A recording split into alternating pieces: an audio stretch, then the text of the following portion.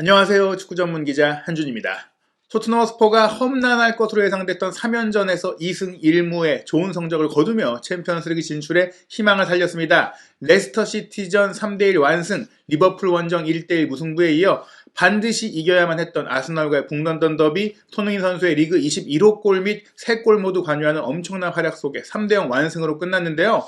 이날 경기는 영국의 프리미어리그 주간 방송사 스카이 스포츠에서 중계했고요. 북런던 더비를 선수로서 누볐던 이들이 출연해서 상세하게 분석을 했습니다. 그 중에서도 아스널 출신으로 또 아스널 팬들의 많은 사랑을 받아왔던 시오 월컷이 아스널을 대표하는 패널로 참가를 했는데, 아스널의 편을 꼭 들어야 되는 건 아니겠지만 아스널 팬들이 들으면 조금 서운할 만한 멘트를 하면서 화제가 됐고, 또 손흥민 선수에 대한 극찬을 쏟아내면서 손흥민 선수를 이해한다는 또 반응들을 보이면서 많은 아스널 팬들의 좀 아쉬움을 하는 멘트가 있었습니다. 시오 월컷의 멘트를 포함해서 이날 출연했던 토트넘 레전드인 로비킨, 그리고 토트넘 전문가로서 정말 많은 활동을 하고 있는 제이미 레드넵의 발언까지 손흥민 선수를 중심으로 한 토트넘과 아스널의 경기 레전드 해설, 지금부터 총정리해드리겠습니다. 내가 제대로 들은 건 맞나? 라는 반응이 나올 정도로 아스널 팬들이 이번 방송에 출연한 시오 월컷의 발언에 대해 아쉬움을 느꼈는데요. 대체 어떤 발언들이 있었는지, 아무래도 이제 토트넘이 완승을 거뒀고 솔직한 얘기들을 많이 하다 보니까 시오 월컷이 아직도 이제 현역 생활을 하고 있는 선수이기도 한데, 아스널의 그래도 유스 출신으로 아스널의 좀 프랜차이즈 슈터로 많은 기대를 모았던 선수다 보니까 아쉬운 반응이 나온 것 같습니다. 일단 이날 경기 손흥민 선수가 한 골을 넣었고, 또 코너킥으로 기점 역할을 했고, 페널티킥도 유도했기 때문에 수훈 선수 인터뷰를 했고요. 또 북런던 더비 최다골 13골을 기록했고, 이날 2골을 기록한 해리케인 선수도 인터뷰를 했습니다. 이날 손흥민 선수의 북런던 더비 최근 기록이 공개가 됐는데, 이번 경기를 포함한 9경기에서 무려 5골을 넣었고요. 여기에 2도움까지 있었고, 페널티킥을 유도한 게 벌써 3번째입니다. 북런던 더비의 해결사다, 킬러다. 케인도 골로서 많이 증명을 해왔지만 손흥민 선수도 마찬가지다는 것을 보여주는 내용이었고요. 케인 선수와 손흥민 선수가 최근에 계속해서 함께 또 극점을 만들어내고 또 함께 골맛을 보는 일들이 많다 보니까 이번에도 함께 인터뷰를 하는 것으로 후토크가 시작이 됐습니다. 이 후토크 이후에 이제 본격적으로 스카이 스포츠의 경기 분석 후토크가 이어졌는데요. 일단 진행자가 이렇게 얘기를 했어요. 손흥민과 케인이 굉장히 집중된 모습을 보였고 집중했었고 또 스위치가 켜진 날이었는데요. 이번 경기 어떻게 봤는지, 그리고 챔피언스리그 진출권 경쟁 어떻게 될 것 같은지 이 3명의 패널들에게 물어봤습니다. 일단 토트넘에서 2002년부터 2008년까지 그리고 2009년부터 2011년까지 두 번의 시기에 걸쳐서 306경기를 뛰며 122골을 넣었던 레전드 로비킨이 얘기를 했는데요. 토트넘이 지난 2경기에서 이미 모멘텀을 만들었고, 그래서 이번 경기에도 이길 거란 기대감이 있었고 결국 이겼다. 2명의 메인 플레이어인 케인과 손흥민이 모두 득점했고, 다음 경기도 홈 경기이기 때문에 아직은 아스널이 승점 1점 앞서 있지만 토트넘도 충분히 챔피언스리그 진출권을 도전할 수 있는 기회가 있다라고 긍정적으로 전망을 했습니다. 그리고 아스널 소속으로 북런던 더비에서 5골을 넣었던 바 있는 월컷은 아스널이 승점 1점 앞서 있지만 토트넘이 홈이기 때문에 토트넘이 승리를 기대했을 것이다 얘기했어요. 그리고 경기 전에는 무승부가 좋은 결과일 것이다 라고 얘기를 하면서, 뭐냐, 이긴다고 얘기해야지, 승리를 기대해야지, 무슨 얘기하는 거냐, 이런 질타들을 좀 받았었거든요. 앞서 말씀드렸던 더선에 나왔던 기사는 그런 무승부 전망에 대한 얘기에 대한 좀 얘기가 컸습니다. 그런 가운데 일단 이번 경기 아스널이 부상자도 나왔고 라이벌전에 패배했기 때문에 실망감도 있기 때문에 일단은 뉴캐슬과의 이제 영국 시간으로 월요일 밤에 열릴 경기에 집중을 해야 한다. 일단은 팬들과 마찬가지로 드레싱룸에서 선수들도 실망스러울 것이다라면서 선수들의 고충을 좀 헤아리는 그런 얘기를 했는데요. 스카이 스포츠는 잔여 2경기 일정 상세하게 좀 분석하는 시간을 가졌어요. 아스널이 승점 66점, 토트넘이 승점 65점인데 골 득실을 보면은 아스널이 플러스 11, 토트넘이 플러스 23, 골 득실로 비교를 할 경우에는 토트넘이 훨씬 유리합니다. 잔여 일정에서 아스널이 뉴캐슬 원정 그리고 에버튼과의 홈 경기를 이기면 자력으로 4위를 지킬 수 있지만, 이 중에 한 경기라도 비기면 토트넘이 번리와 노리치와의 경기를 다 이길 경우에는 4위 자리를 뺏길 수 있다. 만약에 이제 아스널이 한 경기를 비길 경우에 최대 얻을 수 있는 승점은 4점이라서 71점이 되고요. 토트넘은 남은 2경기를 다 이긴다면 총 6점을 얻게 되니까 역시 71점이 되는데, 그럴 경우에는 골득실 차가 워낙 벌어져 있고 또 아스널이 한 경기는 비긴다는 상황을 봤을 때는 골득실 차에서 많이 올라가기가 어렵거든요. 그렇다면 토트넘이 극적으로 4위를 차지할 수 있는 그런 상황이 된다고 할 수 있겠는데요. 제이미 레드넵은 일단 누가 유리하다고 말하기 어렵다고 했어요. 그런 얘기는 이미 4위인 아스널보다는 5위인 토트넘이 많이 이번 경기 승리를 통해서 가능성을 높였다는 얘기겠죠. 아스널은 둘 다 이기면 자력으로 진출할 수 있는데, 뉴캐슬 원정이 터프월까라고 했습니다. 일단 원정 경기니까요. 그리고 이제 또 다른 문제가 부상이다. 이날 경기에서 센터백인 가브리엘 마갈량이스가 부상을 당했고 러폴딩도 퇴장을 당하면서 징계를 뛸 수 없고 게다가 주전 레프트백인 키어런 티어니까지 빠져있기 때문에 주전 수비수들이 다 빠진 아스널의 수비 라인은 크게 위험할 것이다. 그래서 뉴캐슬전이 어려울 것이다. 게다가 이번 토트넘과의 경기에서 아스널이 성숙함이 부족한 모습, 어린 팀, 경험이 부족한 팀의 모습을 보여줬다. 반면 토트넘은 영리하게 경기하면서 경기를 또 주도했고 콘테 감독 같은 경우에는 모든 면에서 적절한 결정을 내리면서 왜 경험 있는 감독인지를 보여줬다. 즉 흔들리고 있는 아스널이 뒤집힐 수 있는 가능성을 배제할 수 없다라고 얘기를 했습니다. 로비키는 특히 일요일에 있을 번리와의 토트넘의 마지막 홈경기에서 손흥민이 펄펄 날 거라고 얘기했는데요. 공격수 입장에서 사실은 득점한 경쟁을 하고 있고 살라와 한 골 차이밖에 안 나고 그렇기 때문에 손흥민 선수가 두근두근 하면서 뛸 것이다. 게다가 이번 경기 교체되면서 아쉬움도 느꼈기 때문에 더더욱이나 강한 의지로 또 번리전을 뛸 수 있을 것이고 또 체력적으로 어느 정도 세비를 했기 때문인데요. 반면에 아스널은 홀딩의 이탈과 수비 라인의 부상 이탈점이 분명히 우려가 될 것이다. 아스널이 뉴캐슬과의 경기에 포백을 어떻게 구성할지가 중요하다고 했는데요. 여러모로 사실은 벤 화이트가 교체 투입되려고 했다가 못된 부분에 대해서도 얘기를 했는데 일단 CEO 월컷은 뛰려고 준비까지 했었고 벤치에 있었다는 것 자체는 뛸 수 있는 몸 상태라는 것이다 라고 생각하면서 물론 그날 가봐야 되겠지만 뉴캐슬과의 경기에 벤 화이트가 뛸 수 있지 않을까 이런 얘기를 했습니다. 일단 이날 경기 쟁점 중에 하나인 손흥민 선수의 페널티킥 유도 장면, 많은 아스널 팬들은 이게 좀 헐리우드 액션이다, 주심이 토트넘 편이었다 이렇게 많이 얘기를 했던 전반 21분의 장면인데요. 시작 장면을 보면은 벤탄쿠르가 오른쪽으로 이제 공을 전개하면서 시작이 됩니다. 오른쪽으로 공을 넘겨주고 이제 로얄이 받았고 로얄이 이제 쿨루세스키에게 주고 쿨루세스키가 문전 왼쪽 깊은 곳으로 크로스패스 손흥민 선수 쪽을 향해서 올린 것인데 이 장면에서 일단 로비키는 손흥민 선수의 위치 선정, 영리한 움직임이 좋았다. 그냥 운 좋게 경합하다가 부딪힌 게 아니라 위치를 잘 잡았고 상대 수비가 대화하기 까다롭게 했다는 얘기인데요. 지금 보시면 손흥민 선수를 아스널의 라이트백인 세드릭 소아레스가 이제 따라 붙으면서 근거리로 이제 대인마크를 하고 있고 그 앞에 홀딩이 있잖아요. 이 센터백과 풀백 사이의 자리를 차지해 준 것이 상대 선수들에게 하여금 조금 혼란을 야기했다. 누가 막아야 될지를 애매한 그렇게 상황을 만든 위치를 잡았다는 것이죠. 일단 로얄이 클루세스키한테 공을 줄 때 클루세스키가 공을 갖고 이제 꺾고 나올 때 케인이 니어포스트 쪽으로 움직이니까 케인 쪽으로도 이제 공이 올 수가 있잖아요. 그리고 케인 선수를 엘네니와 가브리엘 마갈량이스가 계속해서 커버를 했고 사카가 안쪽에 와서 대비하고 있긴 했지만 손흥민 선수처럼 이제 깊이 들어가 있는 선수까지 커버할 수 있는 상황은 아니에요. 그래서 손흥민 선수를 막아야 되는 선수는 세드릭 소아레스와 롭홀딩이었다. 이 상황에서 손흥민 선수의 움직임이 좋았는데요. 일단 세드릭 소아레스가 이제 막고 있는 상태에서 가운데 쪽으로 들어갑니다. 즉 홀딩이 막아야 되는 위치로 이동하게 돼요. 그리고 세세뇽이 올라오니까 세드릭 소아레스는 더 이상 손흥민 선수를 쫓아갈 수 없고 세세뇽을 커버해야 되는 상황이 됐습니다. 그런 상태에서 손흥민 선수가 롭홀딩 쪽으로 앞으로 나갔다가 크로스가 들어오려는 찰나에 속임 동작으로 역동작으로 이렇게 앞으로 가다가 뒤로 빠져서 움직인 거예요. 그러면서 이 비어있는 공간, 손흥민 선수 본인이 비워놨던 공간으로 들어가게 되고 이때 롭홀딩도 세드릭 소아레스도 그 공이 오는 낙하 지점을 향해서 그리고 손흥민 선수를 마크하기 위해서 움직이게 됩니다. 이때 세드릭이 밀게 됩니다.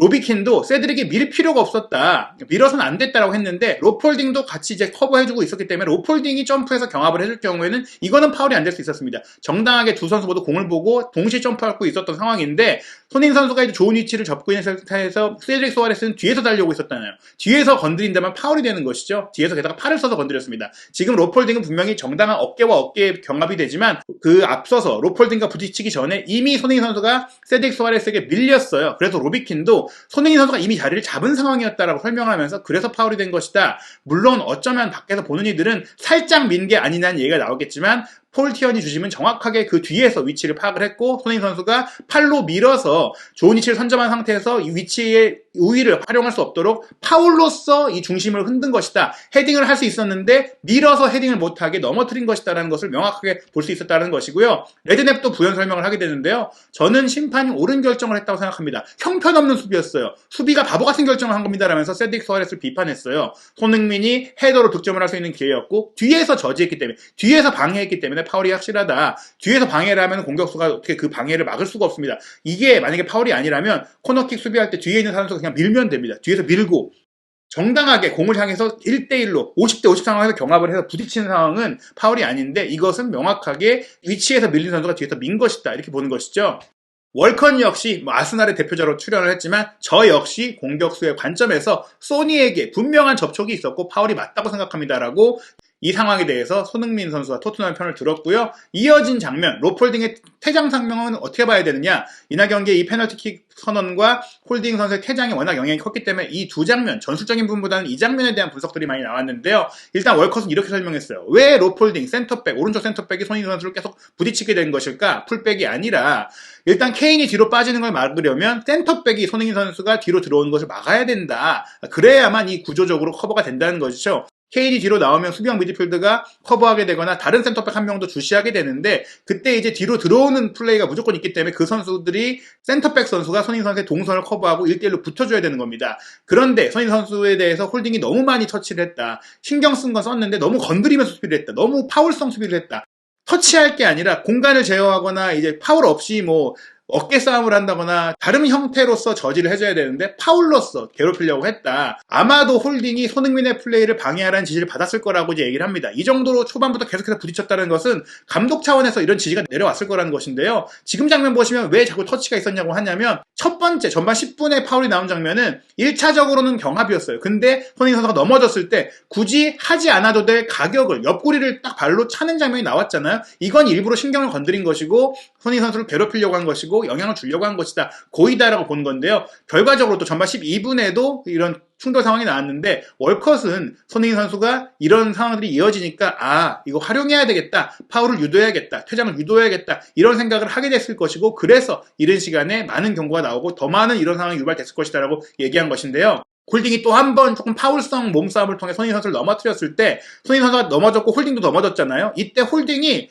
손흥민 선수를 조금 안았어요. 손흥민 선수가 일어나서 뭔가 플레이를 하려고 하는데 그걸 방해한 겁니다. 이것조차도 굉장히 이제 경고가 나올 만한 상황인데 안고 이제 못 일어나게 하니까 손흥민 선수 팔꿈치를 쓰면서 막 이제 움직였어요. 서로 싸우는 상황이 될 수 있었고 그런 상황 속에서 홀딩이 손흥민 선수를 뒤로 던져버리는 장면이 나왔죠. 이 장면을 통해서 명확하게 홀딩은 손흥민 선수를 괴롭히려고 했고 이렇게 던져버리고 나서 또 실실 웃는 모습이 나왔기 때문에 더더욱이나 이건 의도가 있다, 고의다라는 느낌을 줬었죠. 그런 가운데 전반 26분에 첫 번째 경고가 나오게 되는데요. 세센용의 이제 스루 패스를 받아서 손흥민 선수가 공을 받고 돌아서려는 상황 속에서 홀딩이 명백하게 어깨와 몸을 잡고 팔을 잡아가지고 못 뛰게 했어요. 근데 월컷은 너무 이른 시간에 경고를 받았다. 이 정도로 할 필요가 없었다. 이 상황이 정말 골을 내줄 만한 위협적인 상황이 아니었기 때문에 이렇게 굳이 경고를 감수하면서까지 잡아 끌 필요가 없었는데 홀딩이 너무 흥분되어 있었다. 홀딩이 너무 손흥민 선수를 괴롭히라는 지시에 민감하게 반응했다라고 하면서 홀딩이 잘못했다라고 지적을 하게 됩니다. 그리고 전반 33분, 그러니까 첫 번째 경고를 받고 나서 거의 한 7분 정도 만에 두 번째 경고를 받게 되는데요. 다이어의 롱패스가 이제 손흥민 선수 쪽으로 이어졌고 손흥민 선수가 달려 들어가는데 홀딩이 손흥민 선수를 몸으로 막아낸 겁니다. 거의 뭐 차징이죠. 게다가 어깨로 얼굴을 가격한 형태가 됐어요. 아스널을 응원하는 팬들은 이게 일부러 손흥민 선수가 얼굴을 몸에 갖다 댄 거 아니냐라고 하는데 뛰어 들어가다가 봤을 때 이걸 계산하고 머리를 부딪힐 수 없고 부딪힐 경우 크게 다칠 수도 있는데 그걸 유도하는 공격수는 없습니다. 로폴딩과 손흥민 선수가 부딪히게 된 상황인데 손흥민 선수를 로폴딩이 몸으로 막겠다는 의지를 보인 건데요. 로비킨이 여기서 부연 설명을 하게 돼요. 월컷이 이 장면에 대해서 이 장면은 공을 경합하는 상황으로 보기 어렵습니다라고 했습니다. 이미 공은 빠져나갔고 공을 정당하게 두고 50대 50 상황에서 역시 말씀드린 대로 다투면서 부딪힌 게 아니라 공은 빠져갖고 사람을 갖다 박은 거다. 그거는 파울이다. 게다가 뒤에 골키퍼도 있었고 골키퍼나 다른 동료 수비수들도 커버할 수 있었는데 이렇게까지 또 거친 파울로 저지할 필요가 없었다. 홀딩이 잘못했고 경고를 받을 만했다라고 월컷이 또 설명을 하게 됩니다. 로비킨은 이렇게 얘기를 했어요. 저는 경기 전부터 로폴딩이 손흥민을 거칠게 다루자고 마음을 먹고 나왔다고 봅니다라고 하면서 굉장히 비판적으로 얘기를 하는데요. 홀딩은 이미 넘어진 손흥민을 바로 찼을 때 첫 번째 경고를 받아야 했습니다. 앞서 말씀드린 그 장면이죠. 이미 경고를 받았어야 되는데 늦게 받은 거다. 그리고 저는 이런 플레이가 짜증납니다. 어노잉이라는 표현을 썼어요. 이거는 상대 핵심 선수를 방해하려고 흥분을 유발하려는 거잖아요. 전술적으로, 기술적으로 이제 제어한 게 아니라 상대가 이제 흥분하게 만들고 도발을 해가지고 기분 나쁘게 해가지고 그렇게 못하게 하려고 한 거니까 이건 좋은 플레이가 아니다. 안티풋볼이라고 얘기한 것이죠. 손흥민과 계속 부딪히려고 했다. 손흥민 선수는 하지만 강한 몸을 갖고 있고 잘 버텨냈고 그런 것에 흔들리는 선수가 아니었다라고 또 칭찬을 하면서 홀딩은 이날 경고를 4장은 받아야 될 플레이를 했다. 2장 받고 퇴장당했는데 이미 4장짜리 받을 정도의 플레이였다. 아까 말씀드린 설명드린 그 장면 다 경고감이었다라고 설명을 한 거고요. 레드냅도 이렇게 얘기했어요. 영리하게 경기를 하고 경고를 받지 않으면서 상대에게 공간을 주지 않아야 되는 게 수비의 역할인데 홀딩은 계속 경고를 받을 만한 플레이만 했다라고 설명을 했고요. 이 장면에 대해서 진행자가 손흥민 선수가 이미 한 장의 경고를 받은 홀딩을 좀 공략한 측면도 있지 않느냐, 조금 노린 측면이 있지 않느냐라고 이제 월컷에게 물어봤는데, 월컷이 본인도 측면 공격수로서 풀백을 상대할 때 이런 공간을 공략하려고 추구를 하기도 하고 있고, 특히 경고가 한 장 있는 수비수를 상대한다면 그 뒤를 더더욱 노리게 된다라고 설명을 하면서, 손흥민 선수는 또 영리하고 프리미어리그에서 경험이 풍부한 선수이니까 충분히 그것을 노리고 홀딩을 공략했을 것이다라고 얘기를 하면서 또 홀딩에 대한 얘기도 했는데요. 아무래도 아스날 출신으로서 홀딩도 상심이 컸을 것이고 실망을 했을 것이다. 라커룸에서 아무것도 못했을 것이다라고 하면서 홀딩의 이번 경기 실책이 컸다라고 설명을 했습니다. 그리고 또 하나의 아스날의 문제는 이렇게 홀딩이 퇴장당했을 때의 대응인데요. 이미 말씀드린 대로 페널티킥으로 한 골이 나왔고 거기에 1대0 상황에서 한 명이 퇴장당하면서 소적 열세가 됐는데, 이때 기민하게 아스날이 대처하지 못했기 때문에 완패를 당한 것이다. 제이미 레드냅이 이 직후의 장면을 소개하게 되는데, 벤치에서 대기하고 있던 베나이트 선수가 몸을 풀로 움직였고 라커룸도 갔다 왔고 에너지바도 먹고 있었어요. 그러니까 뭔가 이제 경기 투입 준비를 하고 있었다는 얘기고, 아르테타 감독이 코치진과 뭔가 이제 전술적인 판을 좀 하는 부분들이 나왔거든요. 근데 결국 아시다시피 베나이트는 투입이 안 됐고 토트넘이 계속해서 골을 넣었죠. 레드냅은 선수 교체를 투입하는 그 과정이 너무 느렸다. 그러는 사이에 세트피스로 추가 실점을 했다. 2대0이 됐다. 어떤 공격수를 빼야 될지, 어떤 공격수를 희생시켜야 될지 고민했던 것 같은데, 뭐 마르티넬리를 빼려고 했는지 누굴 빼려고 했는지 모르겠지만 결국엔 그 고민이 길어지다 보니까 한 골을 더 먹었고 더 이상은 만회할 수 없고, 뭐 수비수를 투입해서 부상에서 복귀한 선수를 무리하게 투입을 해서 조금 리스크를 감수하더라도 전열을 정비할 수 있는 그런 선택을 하지 못하게 됐다고 한 것이죠. 고민하는 사이에 실점을 했다. 홀딩이 퇴장을 당했기 때문에 이 코너킥 수비 상황에서는 일반적인 상황과는 다른 대형으로 수비를 해야 했다면서, 중앙 수비수가 한 명이 없는 채로 위치 선정이라든지 상대 마크를 누가 해야 된다든지 이런 부분들이 정리가 안 된 채로 갑자기 코너킥 기회가 열리니까 케인 선수가 조금은 프리하게 헤더로 득점을 할 수 있었다라는 것이고요. 제이미 레드nem은 그래서 이 장면에서 토트넘이 골을 넣을 수 있었던 것, 아스날이 실점한 이유는 센터백 한 명이 더 필요했다. 센터백 한 명이 퇴장이 당겼기 때문에 나온 실점이다라고 설명을 했습니다. 그러면서 아르테타의 너무 느린 결정이 이 실점으로 대가를 치렀다고 했거든요. 그리고 이 골로 인해서 아예 경기를 포기할 수밖에 없었다. 1대0이라면 한 명이 퇴장당했어도 반전할 수 있다고 생각이 들 수 있는데, 2대0이 되면 다르다는 것이죠. 한 명도 없는데 두 골 차로 벌어졌다? 그럼 게임을 포기할 수밖에 없다는 것입니다. 월컷도 일찍 한 명이 퇴장되게 되면 세트피스 상황이 됐을 때 위치를 정해야 되는데 그런 그 지시가 좀 느렸다. 그러니까 선수를 투입하는 것뿐만 아니라 그런 대응도 느렸고 케인의 움직임도 영리했기 때문에 나온 골이다라고 설명을 했습니다. 로비킨 같은 경우는 이 장면에 대해서 아스널이 젊고 어린 팀이다 보니까 경험 부족이 있어서 감독이 이런 것들을 또 지시하기 어려운 그런 순간에서 좀 멀리 떨어져 있잖아요. 뭐 농구랑 다르게 작전 타임도 없기 때문에 이럴 때는 경기장 위에서 누군가 지시해주는 선수가 있어야 되는데, 아스널의 문제는 경기장 위에 리더가 없다라는 것이다. 게다가 케인이 프리미어리그에서 헤더 득점 능력이 가장 뛰어난 선수 중에 한 명인데 누가 케인을 맡을지가 정해져 있지 않은 상태다 보니까 케인이 프리해졌다. 이럴 때는 사실 고참 선수가 케인은 누가 잡고 너는 여기 커버하고 이렇게 이끌어줬어야 했는데 아스널에는 그런 선수가 없다라는 것이죠. 실제로 지금 코너킥 장면을 다시 보시면 벤탄쿠르가 이제 헤더를 패스를 연결해주고 케인이 뒤로 들어가서 헤딩 슈팅을 하잖아요. 근데 보통 코너킥 시작할 때는 상대의 주요 선수, 특히 골을 넣을 수 있는 선수들은 1대1로 다 붙어있기 마련이잖아요. 근데 케인 선수가 뒤쪽에서 일부러 도사리고 있다가 들어갈 때 아무도 케인을 막지 않고 있어요. 로비킨도 이 장면에서 어떻게 누구도 케인을 잡고 있지 않는지를 보면서 놀랐다, 이렇게 얘기를 하게 되거든요. 실제로 이제 케인이 공중전, 헤딩 능력도 굉장히 좋은 선수인데 이렇게 들어가는 케인을 그냥 냅뒀다? 센터백이 아무리 빠졌다고 하더라도, 특히 뭐 윙어나 스트라이커들이 수비적으로는 수비력이 안 좋다고 하더라도 같이 옆에 있어만 줘도 이런 상황이 안 나올 수 있었는데, 이렇게 내준다는 것은 거의 뭐 골 넣으라고 내주는 거나 마찬가지다, 이렇게 지적을 하게 됩니다. 호이비에르가 경쟁을 하고 있고 그 뒤에 케인 선수가 편안하게 뒤로 들어가서 다이빙 헤더 슈팅이 빠진 공, 은케티아가 앞에 서 있는데 역시나 뭐 케인 선수에 대한 수비가 전혀 안 되고 있죠. 여기서 다이빙 헤딩을 넣는 그런 장면이 나왔고요. 그리고 나서 이제 손흥민 선수의 득점 장면, 후반 시작과 함께 나왔기 때문에 완전히 뭐 승부에 세기를 박은 장면인데요. 호이비에르가 산체스에게 패스하고 산체스가 이제 전진 패스를 케인에게 내주면서 나온 장면입니다. 로비킨이 이 장면에 대해서는 손흥민 선수에 대한 얘기를 했는데요. 살라의 득점왕 자리를 추격할 수 있다는 걸 알고 있고 경기를 했고, 이번 경기 이 골은 조금 운이 따른 골이었다고 설명을 해요. 아무래도 이제 문전에서 케인이 마갈리아기 선수와 경합하는 과정에서 흐른 공이 손흥민 선수 쪽으로 왔고 그걸 바로 차넣은 것인데, 일단 로비킨은 50대 50 경황에서 손흥민 선수는 공이 올 수 있다는 걸 예측했을 것이다. 분명히 경합하다가 흐른 공이 있을 것이다. 케인이 패스를 내주든지 아니면은 태클이 나왔을 때 흐른 공을 포착해야겠다는 생각을 했을 것인데, 그런 예측을 하고 들어가서 좋은 위치를 선점해서 손흥민 선수가 잘 해결했다라고 했는데요. 손흥민 선수에겐 해결하기 쉬운 기회였다고 레드냅도 설명을 합니다. 그러면서 좀 재밌는 얘기가 나와요. 다들 좀 웃으면서 얘기를 하게 되는데, 이제 이 골을 넣고 나서 손흥민 선수가 교체가 되잖아요. 근데 이제 경기 전 토크 때도 이 세 명의 레전드가 우리 모두 손흥민 선수 너무 좋아한다. 게다가 손흥민 선수는 팀을 생각한다. 골든부트도 신경 안 쓴다고 한다. 나는 내 골보다는 뭐 팀의 성적이 중요하다. 이렇게 얘기하던 선수다라고 막 얘기를 했는데, 교체될 때 굉장히 짜증을 내고 화를 냈어요. 이게 분명히 이제 골을 더 넣고 득점왕 경기에서 좋은 위치를 차지할 수 있는데 왜 날 빼는 거냐라는 그 불만이 사실 느껴지는 장면이었고요. 그가 레드넵이 경기 끝나고 인터뷰 내용까지 얘기하면서 화난 게 아니라 실망한 거라고 했는데 라면서 막 웃었어요. 그러면서 다들 같이 웃었고 어찌됐거나 손흥민도 그때 잠깐 그러긴 했지만 경기 끝나고 나서는 콘테 감독한테 계속 불만을 표한 게 아니라 웃으면서 털어버렸다라고 얘기를 하면서 로비킨이 이렇게 얘기합니다. 콘테 감독의 매니지먼트는 영리했다. 다음 경기 잘 준비해야 되기 때문에 맞고 또 손흥민 선수도 공격수 입장에서 스트라이커 입장에서 나도 이런 10명이 상대를 경기를 한다면은 해트트릭도 할 수 있고 또 손흥민 선수 입장에서는 최소한 해트트릭이 아니더라도 한 골 더 넣어서 살라의 기록을 따라갈 수 있다고 생각할 수 있는 시점이기 때문에 이해는 된다. 그리고 본인이 말한 대로 실망스럽겠지만 대신 번리와의 일요일 경기에 손흥민 선수가 골을 넣기 위한 대단한 의지를 갖고 나올 것이다 라고 또 기대를 했고요. CEO 월컷도 그러면서 손흥민 선수가 대단한 열정을 갖고 있다고 얘기를 했어요. 저런 좀 투쟁심 의지를 갖고 있는 데다가 결국에는 또 웃으면서 털어버리고 즐겁게 선수들과 또 얘기를 나누면서 마지막 시간을 보내고 인사하는 걸 보면서 토트넘의 모든 선수들이 손흥민 선수를 사랑한다고 하는데 오늘 이런 장면들을 보면서 손흥민 선수의 성격이 어떤지도 볼 수 있었고 왜 다들 손흥민 선수를 사랑하는지 알 것 같다라고 얘기했습니다. 그러면서 사실은 뭐 선수들이 뽑는 올해의 선수상 투표에 대한 얘기에서도 손흥민 선수가 언급되고 있는데 시어 월컷이 이렇게 얘기했어요. 저는 디센트 풋볼러, 품위를 갖춘 선수를 높게 평가하는데요. 손흥민이 바로 그런 선수입니다. 경판이 나오는 선수입니다. 라고 하면서 내가 이제 뭐 사실 토트넘 선수에게 뭐 투표를 행사하기에는 내가 아스널 출신이다 보니까 뭐 그런 건 좀 어렵겠지만 어찌됐거나 나는 손흥민을 높이 평가하고 좋아한다라고 또 고백을 하기도 했습니다. 진행자가 이날 경기 손흥민 선수의 득점이 손흥민 선수의 통산 프리미어리그 91호 골이라고 했는데요. 이게 누구의 기록을 따라잡을 건가요? 라면서 마지막으로 퀴즈를 냈어요. 다들 이제 가만히 있는데 바로 이날 출연했던